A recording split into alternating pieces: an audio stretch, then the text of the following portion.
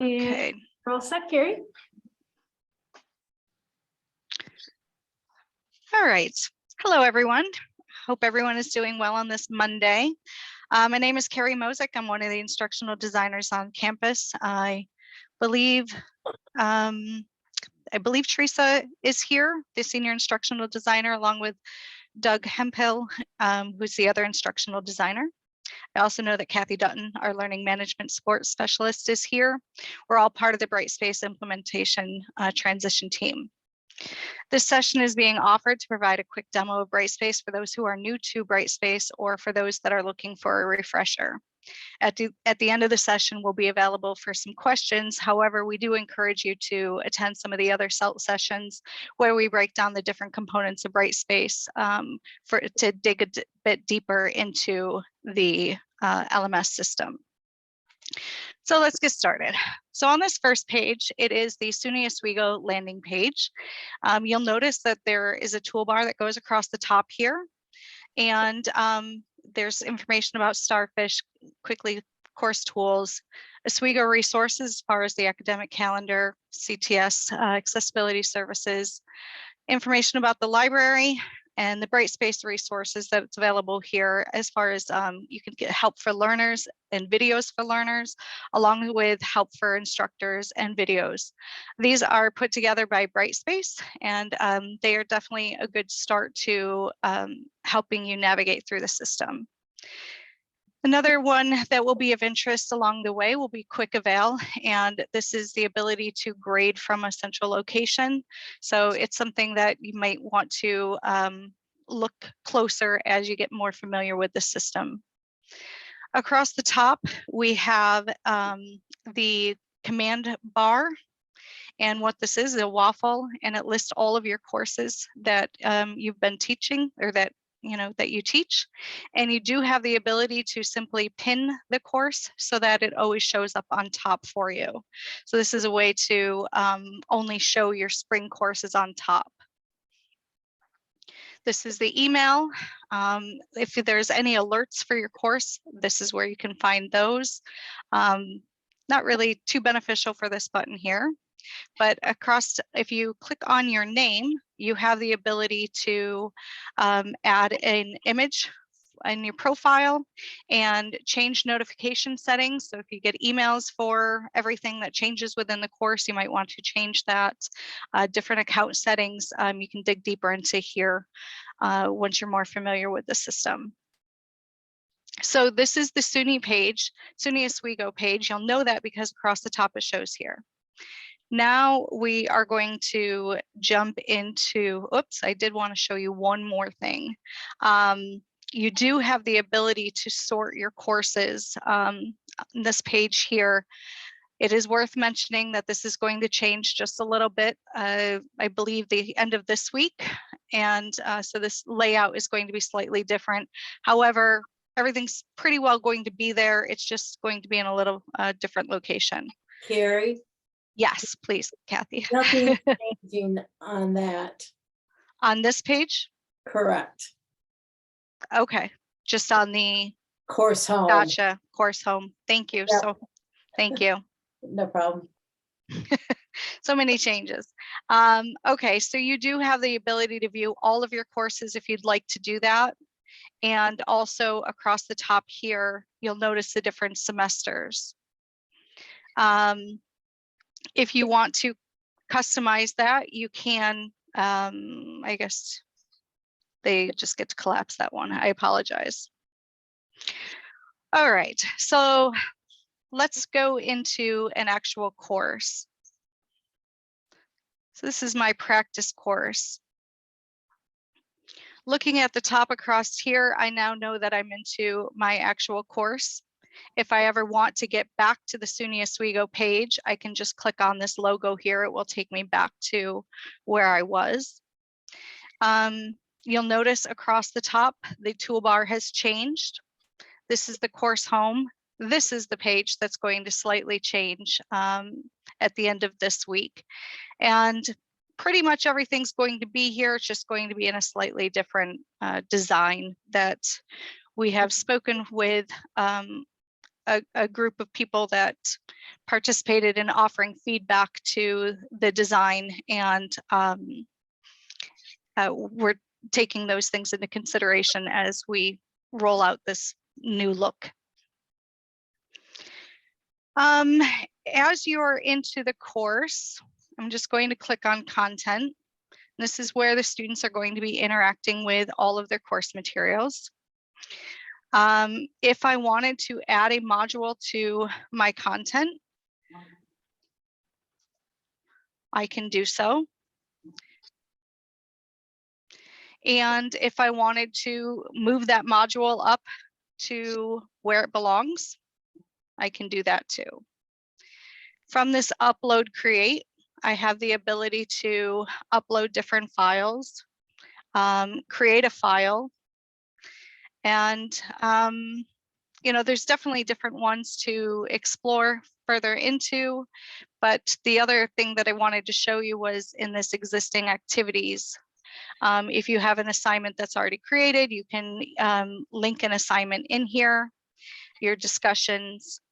And this is really relevant for, this external learning tools is really relevant for adding tools like Panopto or Red Shelf. So you'll see the Red Shelf link is in there, and Panopto is in there. And as you may have remembered, if you've used Blackboard before, you needed to add a Panopto link into, you have to have Panopto inside your course in order for the students to, in order for you to be using it. Carrie? All right, yes, please go ahead, Kathy. Okay, so click on the upload and create. Yes. Okay, so underneath upload files, you'll see video or audio files. We don't want you to use that. All video should be stored either on your YouTube channel or in Panopto. Loading videos inside Brightspace directly will cause issues with your course being too large. Loading, we have limitations on how much file sizes we can take up. So if we find people doing that, then we're going to be having a conversation about different ways to handle your videos in your course. So it might be worthwhile in this create a file option. If you are uploading something like a Panopto video, this insert stuff is where to find that. So this will take you to your library so you can upload it there.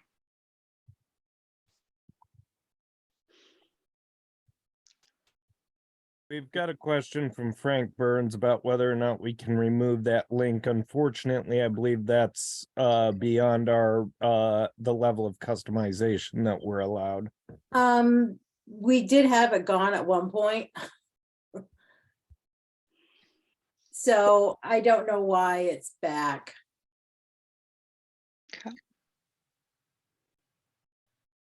Okay, well, I guess we'll look into that. Yeah. All right, so that is the crash course on content.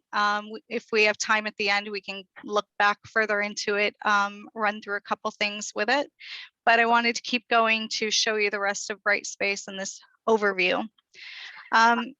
As faculty, a lot of our time is going to be spent in course tools.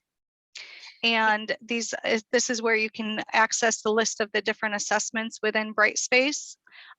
Grades is the grade book, your class roster, and we'll dig into these a little bit further. So as far as the assessments go, we recommend that you make all of your changes to the assessments or adding and making updates. We recommend that you make it through course tools. Now, it's one of those things that you won't know how important it is until the day that you really you realize that an error has been made. But if you make it through the course tools, the best chance of the information flowing to your content and to the grade book as you're setting up your course, that's That's the best practice. And we'll look a little bit deeper into these in just a moment. When we look at, oops, I apologize, I'm looking at my notes real quick. Okay, going back into these three here, this is also the place to set due dates and availability restrictions. That's the best practice. Not doing it in the actual content, do it where it was created. All right, so this is a look at the gradebook. We're really not going to focus time here other than showing you just a couple quick things. There is the standard view, which is the default view. And then there's also the spreadsheet view. Spreadsheet view is helpful if you're manually entering grades. The setup wizard is really important to make sure that your gradebook is set up the way that it should be. It prompts you through a whole bunch of different questions, whether it's points-based or category-based, and how you want to display the information to the students as far as if you're going to hold the grades back, if you want it to release to them immediately for the different assignments. And the other thing that's worth mentioning is this manage grades. We're really not going to look too much in here other than knowing this is where you can create manual columns if it's an assignment that the students are completing outside of Blackboard. So like class participation, things like that. If you're using categories, you'd create them here for your grade book. So this is a whole other session on its own, but I did want to show you where these things were inside of the grade book. All right. Looking at the roster, it is a list of your students. If the student has an accommodation, you can set it up to provide the accommodation for the entire semester. So that's a nice upgrade from Blackboard. Also, from this page is emailing the class list, a helpful way to email everyone on your roster. I will show you the email system, but their best practice we've found so far is to email the class through this email class list up top here. All right, so then that does bring me to the course communication. So if you're emailing everyone, do it here. If you're emailing a particular student, and click into the email here. One of the things that you do want to be aware of is this filter by. You want to filter by the actual course. Doug, what was the best practice for that? I want to tell them correctly. So it's just, We actually have the link right in under course tools that's going to filter directly to the course they're in, course mail. Perfect. Okay. yeah, basically, if you're trying to find an email and that you got and you don't see it, just make sure you're filtered by the right course. Okay. Yeah, we have had conversations where they say that the student emailed, they couldn't find it. It's this filter button is what ends up being the issue at hand. Okay, and then the only other thing in course tools I really did want to show you is under course admin. Course admin has the ability to change by name or by category. There's everything that you are looking for as far as, you know, whether it be groups or rubrics. If you want to open your course, there's options there. Course Builder is a tool that's really helpful if you're designing a new course. So it's all here. You'll find that it's available throughout the Brightspace and other locations, but if you're ever looking for anything in particular, you probably can find it here. Anything you want to add to that, Kathy? No, other than you can use the Quickly course tool on the campus page when you first land to make your courses active. Okay. Manage dates is helpful as you're transitioning from fall to spring. You can change all those dates from one location. And I just got to give a quick caveat on that works for everything except the due dates on discussions. There you go. And Can I just also the, ask a quick question here? So Sure. Kathy just talked about making the course active. So when I went to my Brightspace page, I found that the courses from fall were still active. Is it a good idea to make them deactive or something, deactivate them as well, or it doesn't really matter? Students don't have access anymore. Students do still have access. It's really a personal call for each instructor, though. You can turn them off if you want, or you can leave them open. Students like having them open because it's an easy way for them to go review their old work. But obviously, if you're reusing any material, then that can be a concern. Okay, thanks. But yeah, it's completely up to you. And turning on and off is just exactly the opposite of how you turn them on. Okay, yeah. Thanks. okay. And the last thing that is worth demonstrating, and then I'll dig a little bit deeper into some other things, is this My Performance. Now the title is going to change for faculty. It's going to just say course performance, and the students will see My Performance. And this class progress will show you information about the students. This is what you're going to see as faculty. You can click on the student's name and more information shows up. Some information about their grades, how much they visited different content. Some things that have come up as far as students being able to view feedback. A lot of times they can view it from this page here, clicking into the discussions, the assignments, the quizzes, and it will show them some additional information that for some reason we haven't figured out completely why, but may not show up on the grade page that students are accessing. So that is something, once you click into a student's name, like I was in, your view is the same as what the students see.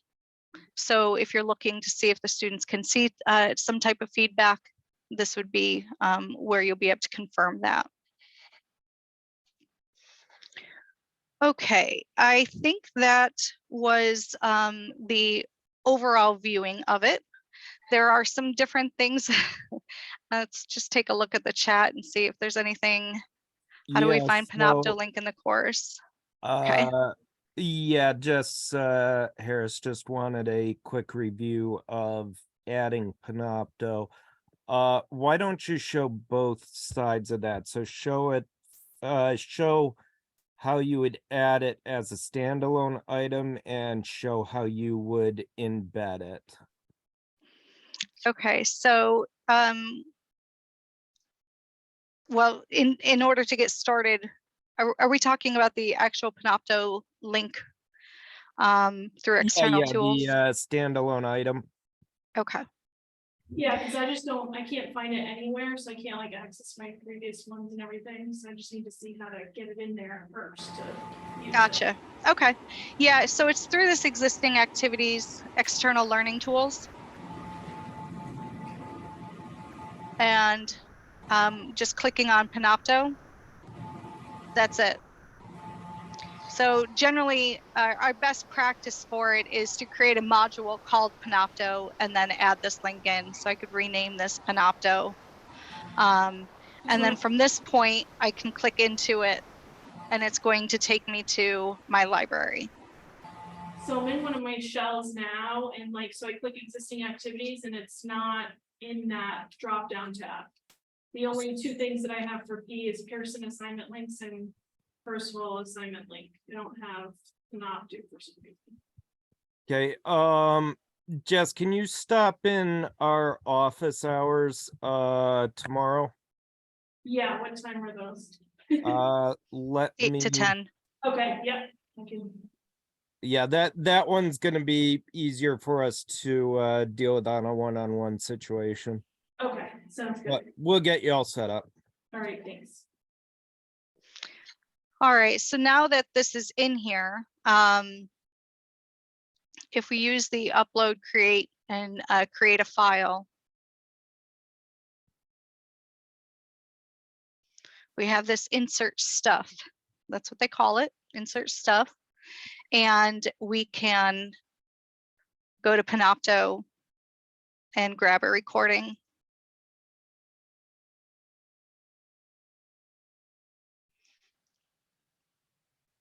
And insert that in.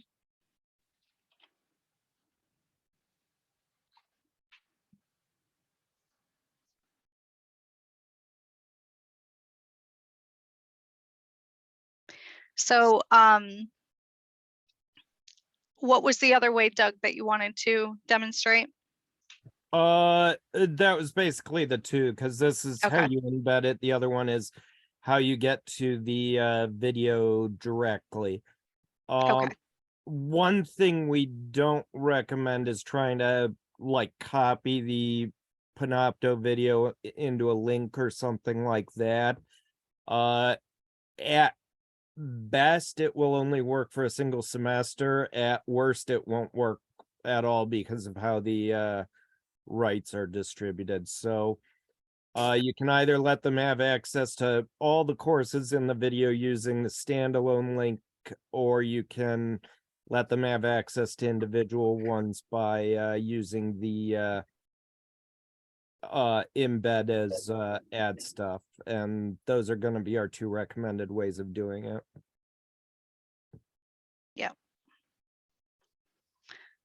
All right, and the last thing in this crash course of Brightspace is to show you where you would go for, I can just show you a sample assignment that I had. I click on the chevron and I will edit the assignment just to show you what's here. Adding it to the grade book in there, availability date, submission completion, whether it's going to be a file submission or a text box submission. If you want more than one submission allowed, information about that, rubrics is down there. That's all there.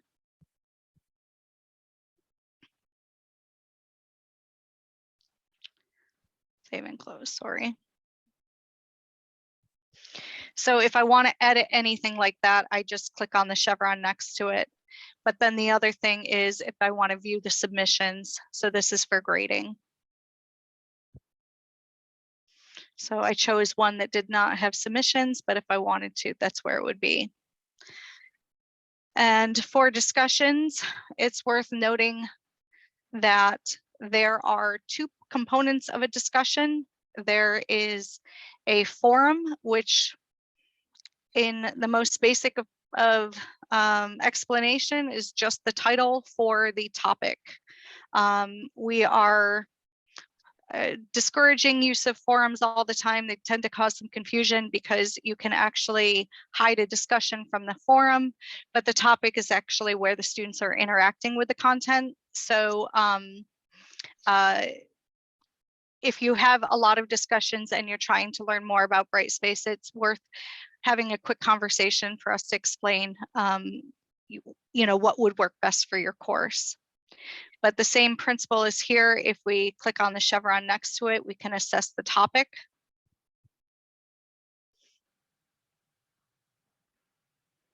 And I keep choosing ones that do not have an assessment.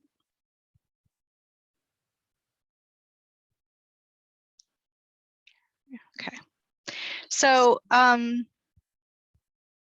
the last little piece to show would just be under the test and quizzes.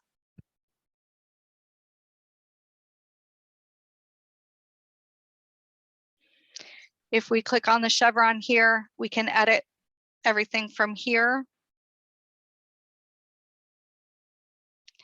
And I don't want to show you too much about this. It's worth attending the other session, but just that's where the edit is. And then the final piece of that is being able to assess the students from here. And in this case, they call it grade. So I can click on the attempt and see what's graded. All right, Doug and Kathy, anything else I should talk about in there? I didn't want to go into too much detail with it. Just wanted to show pretty much where things were. I think the only other thing to note is that basically everything that Carrie touched on, we have more in-depth sessions throughout the breakout period. And of course, you're always welcome to drop in on our office hours if you have specific questions about your course. In particular, if you have questions about setting up your grade book, that is always a very personalized thing for each course. So that's a great one to drop into office hours for. Yes, for sure. It is worth mentioning, we have the oswego.edu DLE website. I can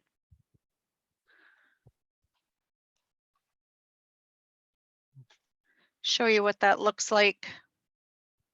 We do have Brightspace training, which is available through SUNY. And then we also have, it mentions our office hours on this page, but also in the help and support. It will take you to the Zoom office hours, this link. Now, what's really nice about this is we have a lot of faculty that within that 2-hour frame, they just come in, ask their questions. Normally there's more than one of us on, so we can take you into a Zoom breakout room and have a one-on-one conversation and answer the questions that you have. And you know, it's not something that you need to be there at 8 o'clock on Tuesday morning. You just stop in, ask the question through Zoom, and we can help you. Also, the Help at Oswego web through CTS, that anytime you mention the word Brightspace, it's going to get routed to us. So it's not like it's going to a large group of people. It's going to come to the team that's been working through this implementation process. So that is the best way to get in touch with us as far as needing assistance, more personalized assistance. That is available during business hours. On the nights and weekends, you still can contact the SUNY help desk for further assistance. They have extended hours, including the weekends too. So quick note on using this Zoom. Our Zoom office hours do require authentication to prevent Zoom bombing. So just make sure that you're signed in through your official Oswego Zoom account. Frank, in terms of how we operate, we don't use the BombGar system that CTS does to take over computers, but we have the ability to share screens and some other tricks that allow us to do basically the same thing. So we'll be able to get you all set. And if you have questions about making sure that your course is ready, we do have some resources here. These are definitely things that we would like to improve as time goes on, but it's as much as we had time for this last semester as far as providing resources that are SUNY Oswego specific. And there are some videos here. All right, does anyone have any questions? I know it's a lot of information. There's no easy way to offer a crash course on Brightspace, but at least it gets you started with, you know, where to find different components of it. I do have a question. How can I move a module from one course into another? That's something we can definitely help you through the office hours. It's probably the best bet for that. Okay, sounds good. Well, sorry, Just Carrie, how keep- late does it, when does this session end? Well, Doug, I think office hours are a better option for that because again, this allows other questions to get asked. But I did want to put out there that as these sessions are completed and they have time to render, we will start populating on the DOE site links to these specific sessions so that if you wish, you can always go back for a refresher or just go back to a specific part. And we will do that for all of our sessions. I mean, because John does that anyway. So I just wanted to put that out there as well. Okay, the only reason I was asking was I was wondering, it might get into course copying in general, but if you want to wait for office hours, that's fine too. Or rather, if you think it's more appropriate for office hours. Well, again, it's thinking about the different things, student privacy and all those pieces too, especially when we Yeah. do things in a large group. Okay, Can you tell me where you guys are located for office hours? Through Zoom. Oh, it's all through Zoom? Yes, it is. All right. I like one-on-one. And it can be done one-on-one because we do use breakout rooms. The real person. At this point, that's really not an option, just because our schedules are all over the place. Okay. So, but again, if office hours aren't convenient, you can certainly send a request to the help desk. Okay. A member of the team will get back to you, and if necessary, we can certainly set up individual sessions. Okay, thanks. You're welcome. But I will say that the, faculty that have used it, we've had faculty that ask the question, how do I grade this? And we explain the answer, and then they start grading, and then they come back and say, oops, I need assistance with this. And so they jump in and out throughout the 2 hours. So it really, it has been a nice way to get the answers to your questions pretty quickly. And more often than not, every once in a while there's a line, but more often than not, there's enough of us that we can take you into a separate room and it becomes a very one-on-one conversation about just your course.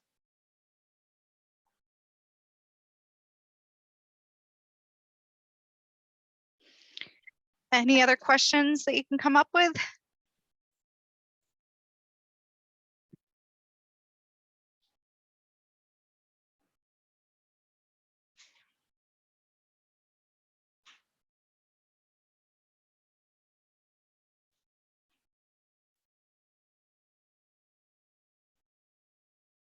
Okay. Oh, Carrie, do you want to quickly show them how they can see their course sorta as a student? sure, I can do that. No, you're right. Am I okay doing it the other way? Yeah, that's exactly how Okay. to do it. So what are we doing right now? We're gonna look and see how the kid sees, the student sees what you have on there. Yeah. Yes. Okay. Yeah, you're able to go into like the student toggle. Okay, that's great. So from here, this is what their grades will look like. Some of the feedback we received this past semester is that sometimes this feedback doesn't show.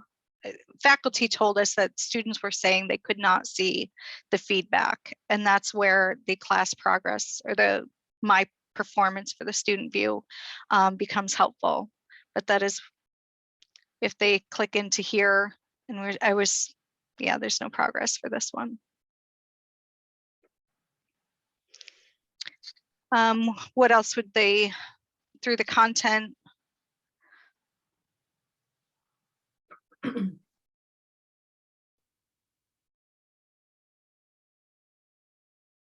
This is just a template from Blackboard. I didn't put too much information in here. So the one thing I want to point out, can you just go back, Carrie, up to the nav? Mhm. Because this is something that people don't always realize when they start using Brightspace, but then the links on the navigation, course navigation are different for faculty and from students. So students do not see the course tools. And that's very important because you are using the course tools all the time. But you need to take those assignments or quizzes and or discussion topics and put them in your content so students can access them from there. And the reason to do that is the reporting happens. There's a course report, and if it's not in the content area, you can't see who's clicked on that link and get the information. So that's why we have it this way. So I know that created a lot of confusion in the fall. I do have a question about, when you upload, Word documents, the student doesn't have the ability to mess with it, correct? Like in Blackboard? Or do I have to? Correct. Well, so yeah, it will render into like a reading window. But yeah, students cannot modify anything that you Okay, upload as a document. The only way they would be able to do that is if you created a Google Doc that you specifically gave them permission to interact with. okay, I mean, they can download that Word document and do something with it, but it's not going to be in your course that way. okay. Thank you.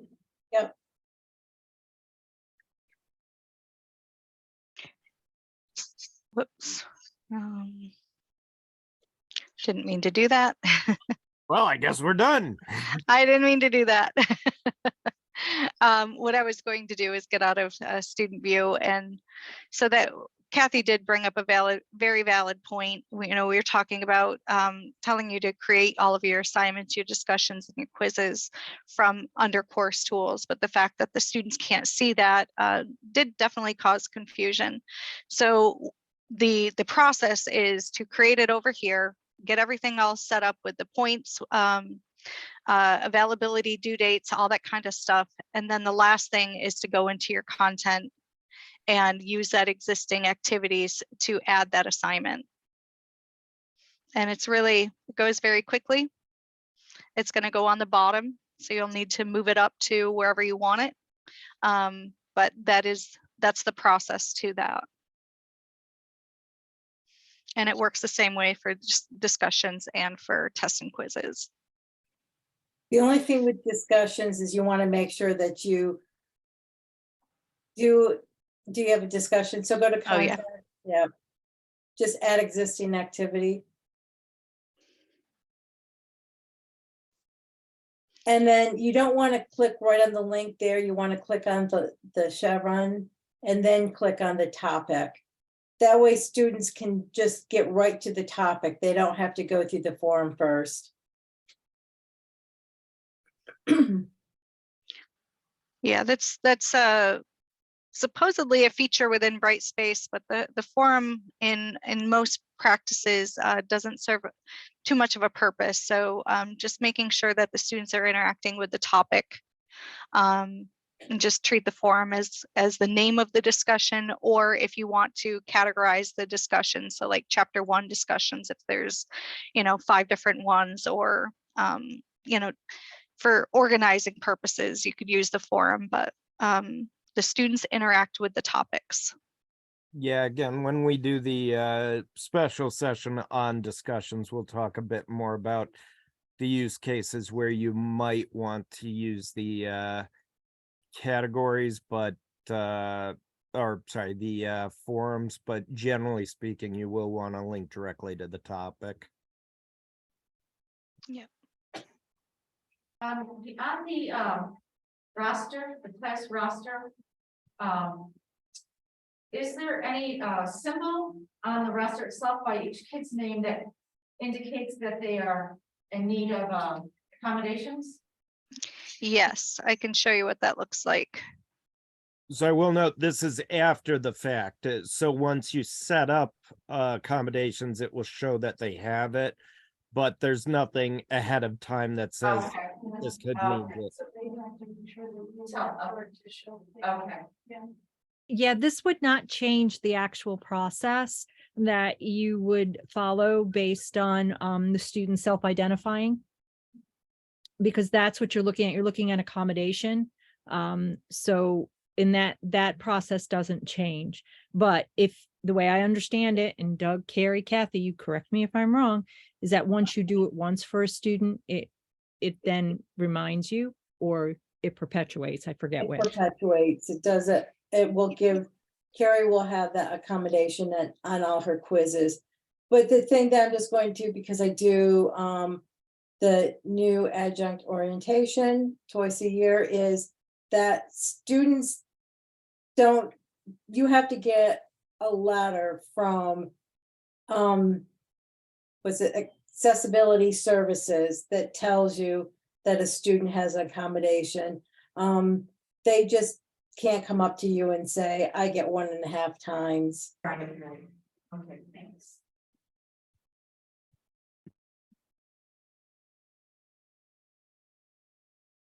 And if you're running into situations, there is the ability, they call it special access in Brightspace, but the ability to provide a quiz after the fact for students. So just edit the assessment, whether it's a quiz assignment or a test. And once you're in edit, look for special access, and that brings you to allow them to access it outside of the normal availability window. That's for cases like if a student has a family emergency or something like that and can't make a test. Or any other assignment for that matter. Okay. All right.